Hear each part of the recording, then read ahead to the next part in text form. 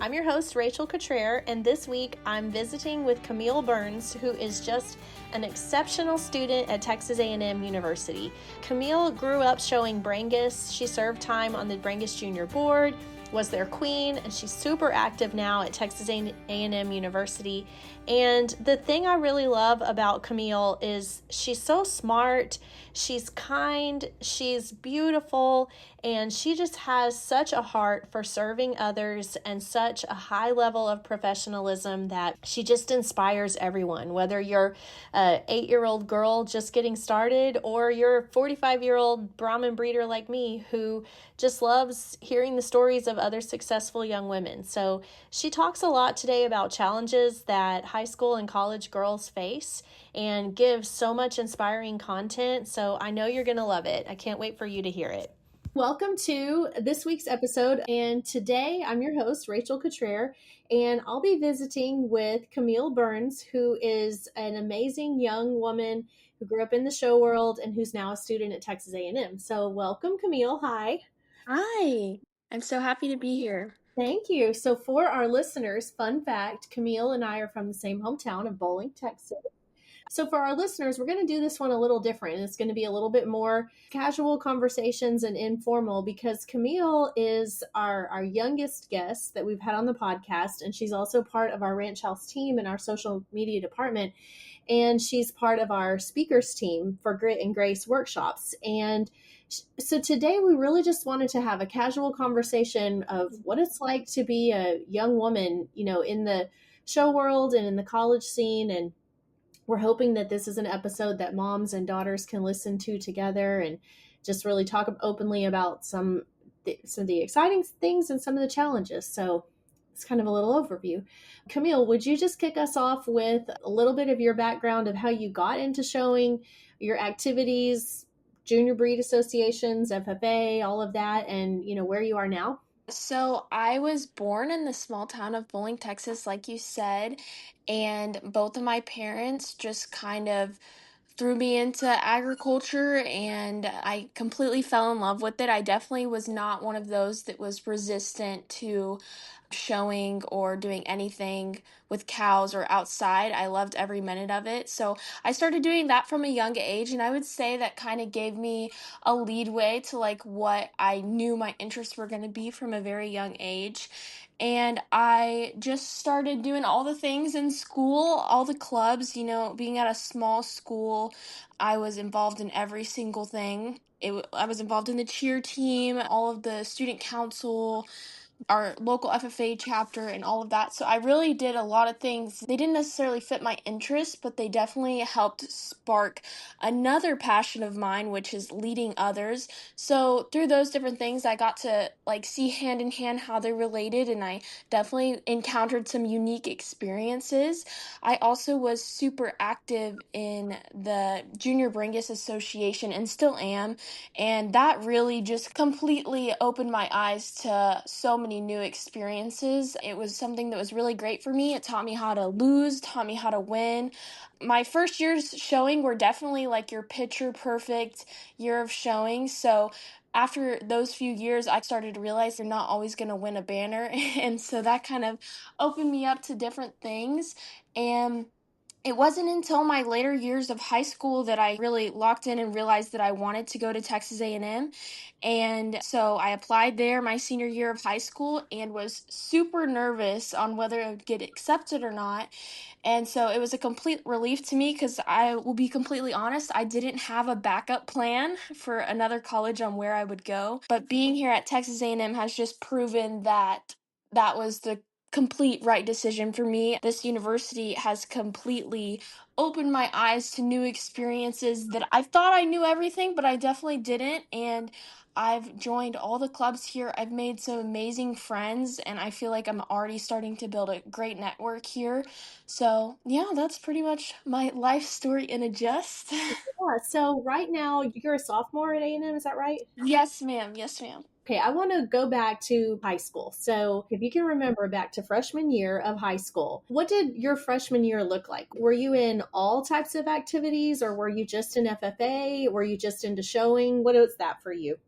Yeah, so I would say my freshman year, I went through the thing of like just trying absolutely everything. So entering high school, I will be completely honest, I did not have my GPA or grades at the forefront of my mind. Like, I wasn't thinking about college at all. I was just thinking about the fact that I needed to be an FFA officer, I needed to make the cheer team, I needed to do all the things. I needed to go home, wash my heifer. I was on the volleyball team, the basketball team, the softball team. Like, I did all of it.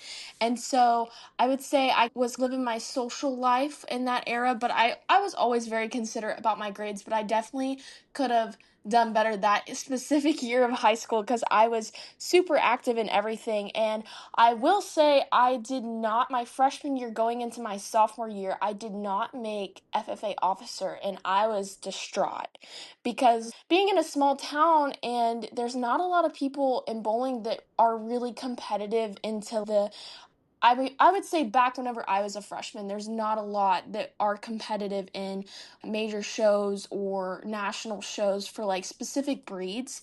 And so like I was really one of the only ones that I felt like I was super active in that. So for that to happen, I was completely distraught and I thought my world was over. But that was probably my first big like upset heartbreak moment for me in my academic career, I guess. And so then the next year I went and I ran for it again and I made the team, and it was super great, but it really taught me that it's not always going to go how I want because I was always a super big planner. Like, I had these steps that I had to meet in my life, like these milestones, and if I didn't, I felt like my world was crashing and that I was never going to be anything. So it was just that was probably my biggest like turning point, I guess, was my freshman year whenever that happened. But I had so many other things that I was in that overpowered that small, very small milestone in my life. But yeah, my freshman year was full of trying new things and doing all the things I was still showing. I guess that was a lull in my year. I don't really have much remembrance of showing that year, but I definitely was still doing it. Yeah. I love you share the story about not making the officer team.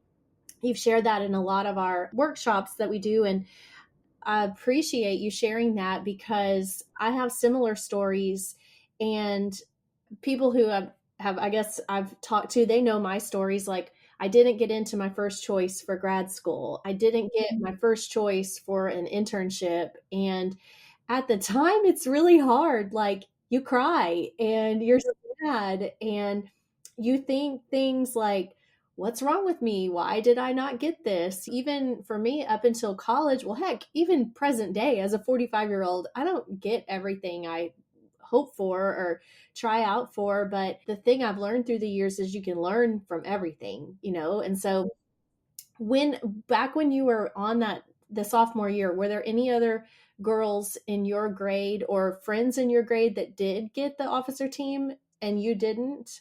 I would say that my class, I was one of the only ones that did FFA. I was actually the only one. So there was nobody in my grade, but I was very good at making friends with the upperclassmen. And we had a lot of very competitive upperclassmen that were involved in FFA that were a year ahead of me or two. And a lot of them, I would consider them some of my close friends, and they got it and I didn't.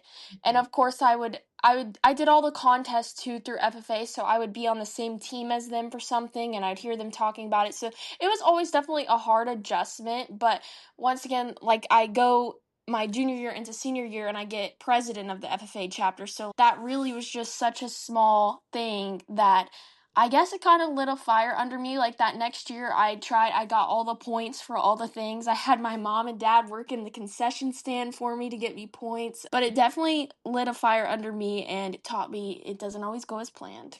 Yeah, definitely. I love that. I want to talk a little bit. Let's move on to like friendships in high school because you mentioned that you were friends with older crowd and stuff like that. This is something that I think high school girls, college girls, even adults struggle with somewhat, is finding your friend group and finding that friend group. And I think back to, for me, I think it gets easier maybe as you go on. Like, junior high was rough, high school was rough, college kind of better. Like, for me, I found my friend group in college, and then now I wouldn't say I have a whole ton of friends, but the friends I have are very high quality friends. So, where are you at in that journey, or what was your friendship experiences like in high school? Maybe with girls and with guys. Yeah.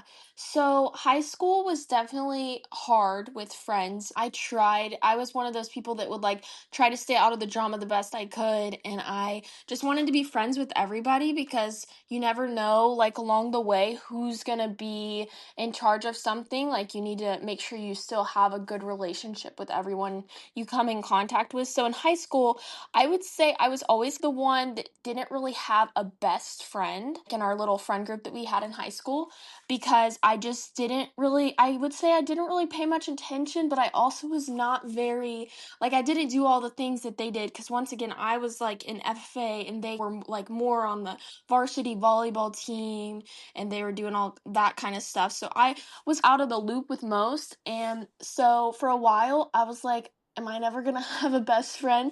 But I did find friends that kind of fit my mold better in different grade levels. There was even the younger grade levels, I found friends that were a better fit for me and I guess represented me as a person better because they brought out the best in me, but also they had respect for themselves to represent themselves well.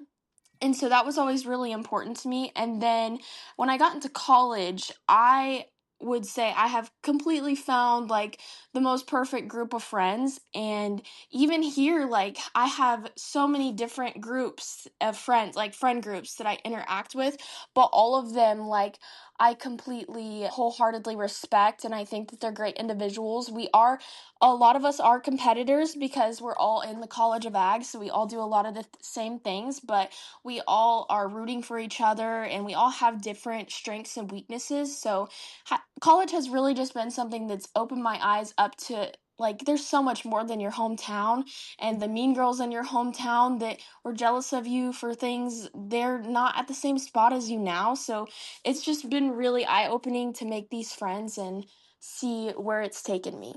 Yeah, you want to know a fun fact? You might know this already, but when I was in high school, my best friend was your dad. Yes, yes, I do know this. I love hearing about it. I know. He was oh my gosh, we went to prom together. I just realized I just remembered that.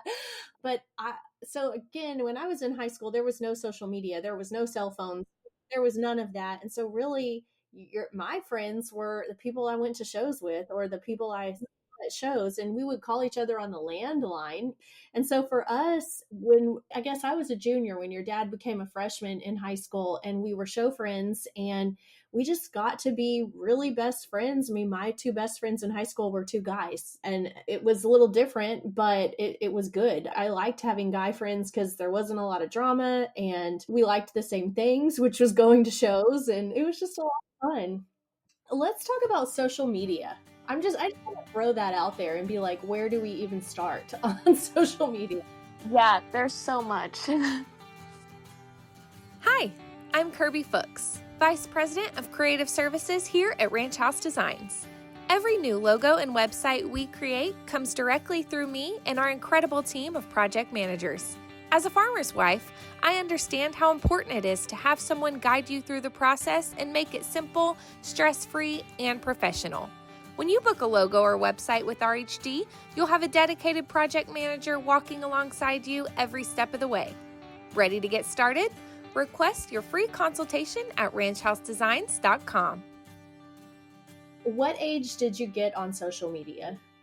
So my mom got me a phone probably in like seventh grade because I started sports and all that. And I had to text her and call her to come pick me up because I couldn't drive at that point and I'd be getting home super late. But even then, I didn't have any social media on my phone. I remember I would just sit on the bus while all my friends were like on social media and I would scroll through my pictures of my cows and stuff. And that was like what I did on the bus, and I would play games, but that was about it. And then freshman year of high school, my mom started to let me have social media. It was very limited. Like on Snapchat, I could only have so many friends. And on Instagram, she wanted to know like who I was following back, things like that. I always had private accounts on everything. And so I was super, like, I would say I eased into social media and it definitely helped me. I hated my mom for it at the time, but it definitely helped me to not like have that as my number one priority because a lot of my friends in high school did. Mhm. And so now I've definitely broadened. I love social media is like one of the greatest things, but also the worst. But I love to educate people on how it can help, but also you need to be aware of how detrimental it is, I guess. So I guess I'm pretty active on social media now, of course, but back in the day, I would say that's definitely one of the things that helped me become who I am. Like, it definitely helped open my eyes to, like, it not being the number one thing on my list to do. So what social media outlets are you on? I know you're on Facebook. Are you on Instagram? Yes, I have Facebook, an Instagram account, I have a TikTok account, I have a Snapchat. I would say that's it. I don't have like Twitter or X, whatever it's called. I don't have that. But yeah, that's pretty much all I'm on, I would say. Do you consider your social media more of personal activities or more used for professional activities? Yeah, so that is something that I think about often. So probably Facebook and Instagram are my two that I try to keep pretty professional. Obviously, I will like I'll post stories of like personal things that are going on in my life, but I try to keep it like my post that anyone can see, very like something that anybody can see and not be like offended or think anything less of me. So I definitely try to keep those two platforms very professional. TikTok, obviously I try to keep it fun, but still at the same time I have it in the back of my mind that anyone can see it. It's out there. So that's always been something that was drilled into me by my mom is anybody can find your digital footprint, what you've posted. So I was always very cautious of that and careful how I worded things, what I posted, who would I offend, things like that. Have you ever encountered a situation on social media that was challenging, like maybe a social media drama post or got sucked into that or talked about on social media or anything like that? Yeah, I wouldn't say so. I definitely think there was in high school, the moms were so bad. And I would say that in high school, they wouldn't directly point things out, but there's definitely times that you would know it was about you, that kind of thing. But once again, I try to stay out of the drama, especially on social media. I cannot stand that. I would say my biggest struggle with like social media is like I am very into politics and like very big about my beliefs. And I try my best to not, if I see something that aggravates me, I try my best to not comment back because it's social media and I would rather say it to that person's face than over the phone.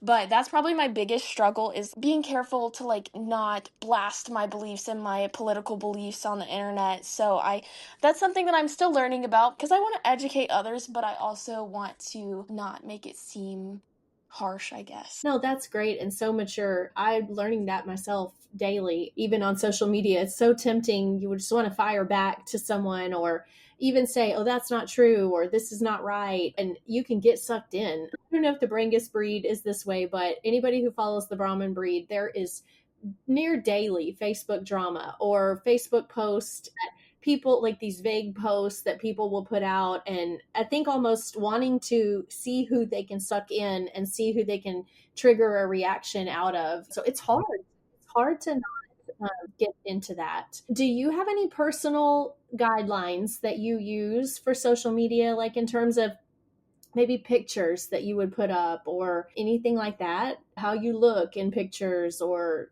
anything like that? Yeah, so I live by if my grandpa wouldn't want me in it, don't post yourself in it. So my outfits are normally pretty casual, pretty professional. When I post things, I try my best to, like, obviously if it's something when like my friends are drinking alcohol or there's, because like I said, I hang out with the older crowd. I try not to post that because that's like a big thing for me, is not having alcohol anywhere on my pages, just because the younger generation is such a big part of me. Like, I want to influence and impact them the best way I can, and I don't want them to think, oh, Camille and her friends are doing this, I can do this. So I try my best to not have anything like that on there. And that's another big thing. Like, there's always little eyes watching everywhere. So I try to keep all my social medias very appropriate, and they might not be as fun or as flashy as most girls, but I like them how they are. So Yeah, that's great. So it sounds like you're not posting for the number of likes that you get. You're posting for quality content and realizing that every post is building your professional reputation. That's wonderful. You said something a minute ago that was you wanted to hang around girls that had respect for themselves and respect for yourself. What does that mean to you? so I think this means just like girls that are not running around saying bad things about me, because that's such a big thing with girls. Like, they can be so nice to your face, but also turn to the next person and say something horrible. I think it's important to surround myself with people that have my best interests. So, this is meaning like people that are going to challenge me, people that are going to push me to like my next level, but also people that I can see cheering for me in the corner when I'm doing something. My roommate right now has been absolutely amazing for me.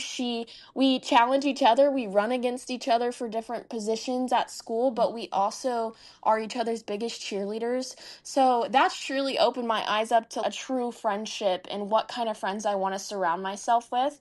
I think at A&M there's so many amazing kids, and so like I have just grown to have so many friends, and they're all so great, and I cheer for them, they cheer for me, but they also have so much respect for themselves that they would never put something on the internet like inappropriate of themselves. You are who you hang out with, kind of thing. So they wouldn't make me look bad, I would never make them look bad, that type of thing. Yeah, that's awesome advice.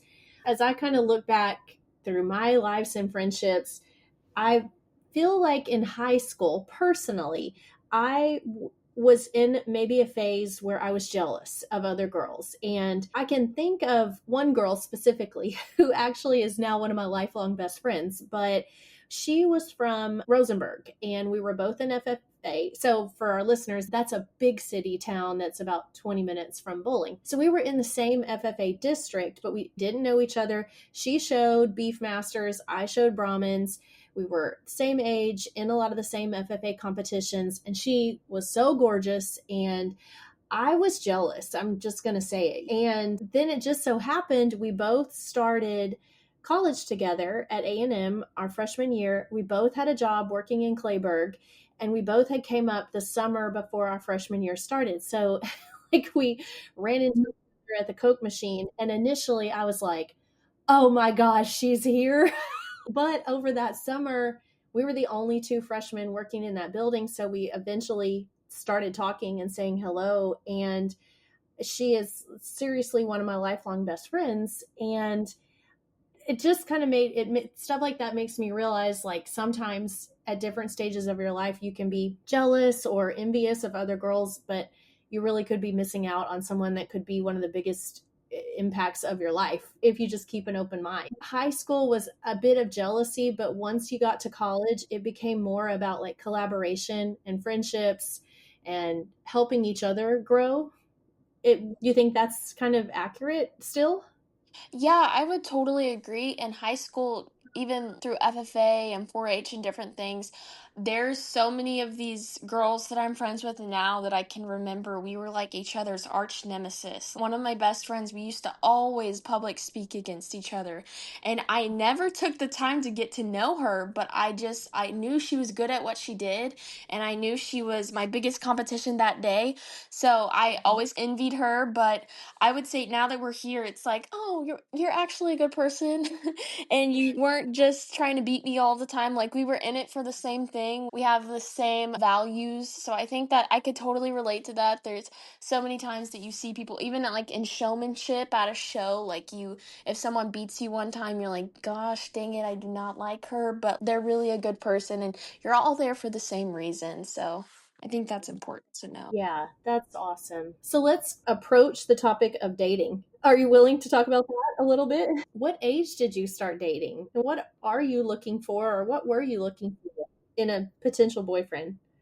Yeah, so I was looking for someone, A, that my dad liked, and mainly someone that was exactly like my dad, to be completely honest. I was like, I'm never gonna find anyone that is as good as my dad and that can do all the things like my dad. I think any little girl growing up thinks that. And so I was looking for a guy that was hardworking, that was respectable, that had a good name for himself, and that could also treat me in a respectful way. And so I would say in high school, I was never really searching for someone. This guy spawned upon me and he was super great. And we dated for a while and it was great. We just weren't meant to be, but it was a great first boyfriend experience and it taught me a lot. And I still have those same values in what I'm looking at for in a guy. So it was super great. And I would say, yeah, just really looking for someone who's exactly like my dad. Well, your dad is a wonderful person. Well, there's so many things I want to talk about. Is there any topics that come to mind that you feel like we haven't talked about yet? I would say a directed topic towards girls, specifically like stock show girls, would be like the feeling of not being included in high school because you're kind of considered like an oddball, especially if you go to like a huge school and you're like one of the only ones that shows. But I would say I went through a stage where I was like, do I even want to show anymore? Like, I would much rather be dedicating my time to select softball than working in the barn. So I definitely went through that kind of thing. And I think it's important to remind young girls that this is the most important thing that you're going to do in your life. And that this is going to be the thing that sparks such a big network for you. And so I think that's one of the biggest things that I like to preach to young girls is that. Well, along those lines, scheduling your life, it seems to really change in high school, where especially if you're involved in a lot of things. And how do you manage the situations where, let's say, you want to go to a show one weekend, but you also would really love to go to the football game on Friday night?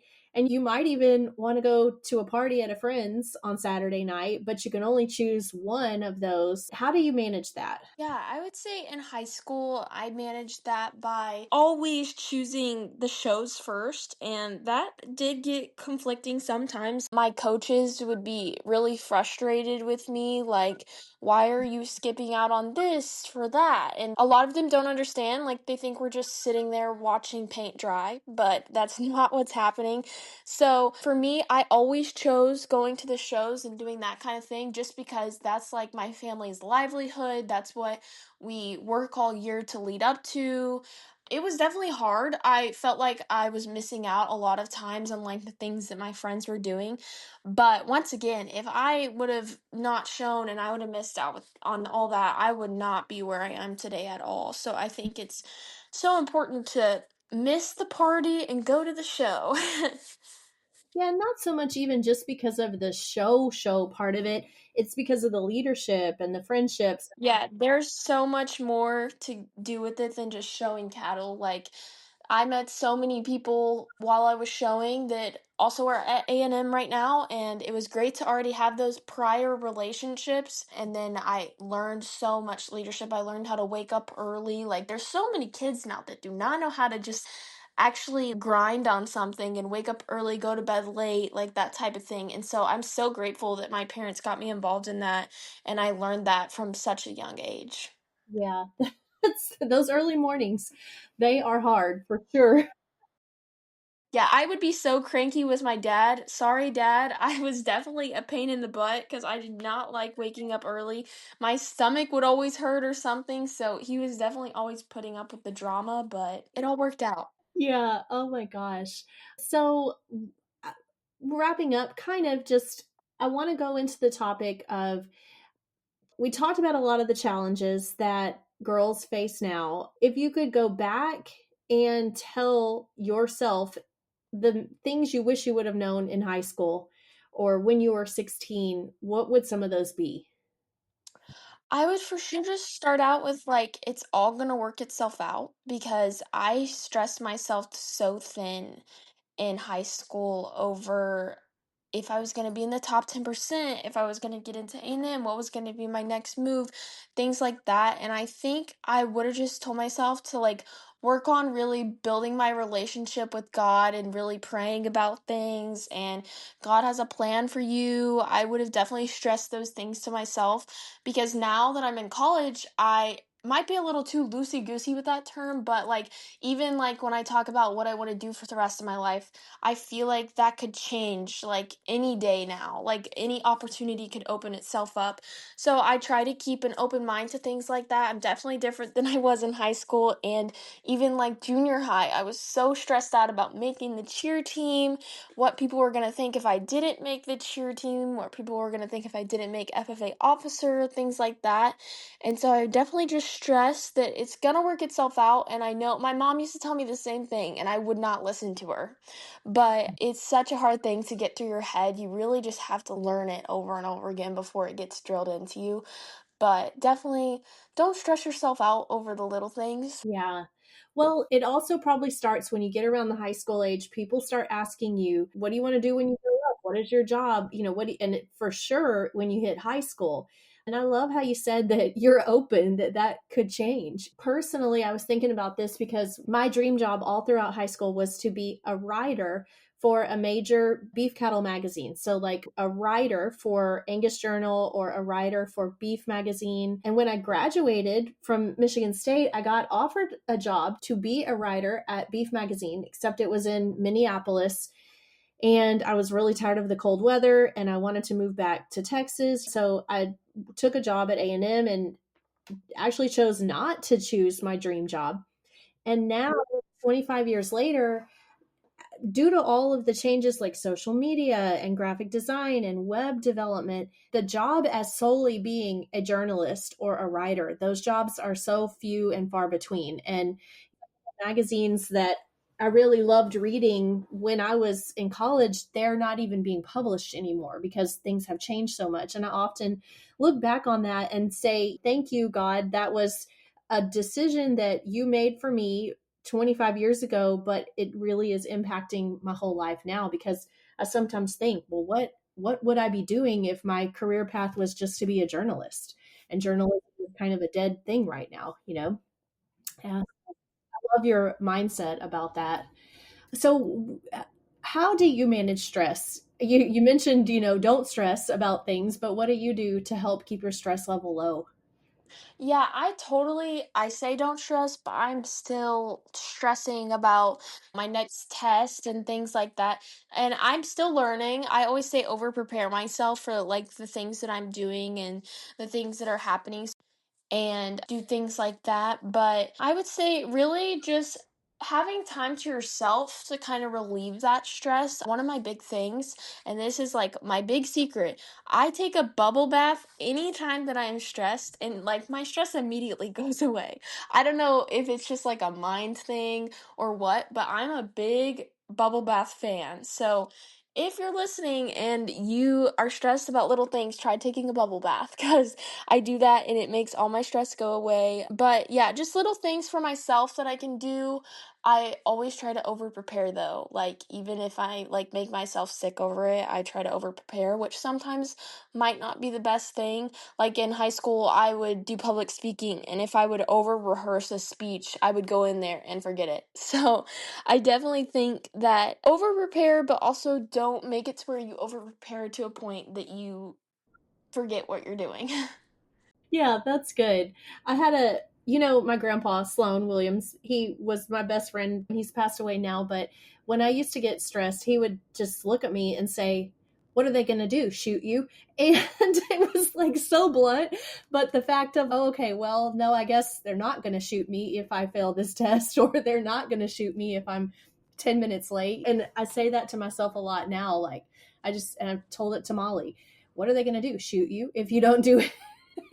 So that's my stress relief. Okay, so this has been really fun. We have had a lot of deep conversations, and I want to end with just some lighthearted stuff. We know you go to school at A&M. Do you go to Aggie football games? I do. I have not missed one home game this season. It's my goal to make every single one. So I'm a big Aggie football fan. Never in a million years would I think I would be, but it's definitely not because they're on a winning streak this year either, because last year I was the same way, but it's definitely 10 times better that they are winning. So it's been so much fun. So, do you live on campus or do you live off campus? I live off campus in a townhome, and I lived here last year, and I also live here this year with the same roommates and everything. So it's been pretty great. So, what's the logistics of how you get to a football game these days? Do you Uber or do y'all park on campus? Yes. So my roommate works in the AgriLife research office, and every now and then she'll get a parking pass to park there. And so the times that she has, we've drove and we've parked there. Traffic was horrible, but it just helped not having to pay $50 for an Uber. But normally, like on the past two big games, we've had to Uber, and so we all Uber and we walk and walk, and then finally make it to the game. That's like honestly one of my biggest reasons I don't go to football games because I'm thinking, where would you park? Yes, it's definitely a battle. It is something else. Yeah. What's your favorite type of music these days? What do you like listening to? Ooh, definitely country. Me and my friends listen to like, I don't even know what genre it would be, but the sad songs. Like, we're not even sad, but we like the songs. I can't even think. We love Olivia Rodrigo and all that kind of thing. I don't know what kind of genre that, I guess pop. I don't know. But I listen to that. But I'm definitely, my dad's drilled some good country songs into my heart, so I guess those are still my favorites. A lot of my friends get annoyed because my playlist, I listen to the exact same like 50 songs over and over again. And like anytime they get in the car with me, they're like, "Really, Camille, the same songs?" And I'm like, "Yeah," but thinking back, my dad's the exact same way, so I guess I inherited that from him. Yeah. We used to make, back in the day, we used to make mix CDs for different events. You probably don't even know what that is. Like you would download your favorite songs off of like Napster and then burn them onto a CD. And so if we were going to like State Fair, we would have a State Fair mix and listen to that all the way to Dallas. But do girls still do that these days? You just do it on your iPhone? Yeah, I would say we do like playlist. So like we'll have a just riding in the car playlist, or me and my roommates have a cooking playlist, like that kind of thing. Because obviously there's songs that fit certain moments in time. So yeah, we definitely still do the same thing. That's awesome. Our last question we always ask is your favorite brand of mascara. So, and you know, because you probably inspired this at some of our events, like our whole theme is you can be glam makeup or you can be natural makeup, but you always want to leave the house with a little bit of mascara on. So, what is your favorite brand? My favorite is it's like this Tarte tubing mascara. And I have just recently started using it. My mom actually used it before me, and I stole some of her makeup when I went home and used it, and I loved it. So that's my new favorite. It's so good because, like, when I sweat and stuff, it doesn't like wipe off under my eyes, but also whenever it's time to wash it off, it just washes off in one swipe. Like, it's like little tube particles. I don't know how to explain it, but it's definitely a good one. I love it. That's awesome. Well, this has been a wonderful conversation, and I just say thank you so much for sharing so openly, all of your advice for young girls. It's been amazing. Yes, yes, ma'am. All right, so if this is your first time listening to us, we want to invite you to check out our website. It's ranchhousedesigns.com. We have a Grit and Grace page where you can learn about our upcoming events and see some of our motivational content. And you can even submit questions that you would like to ask for our podcast guest. And if you're a loyal listener, as always, we say thank you. And we just hope you'll have a great week. And thanks again for listening.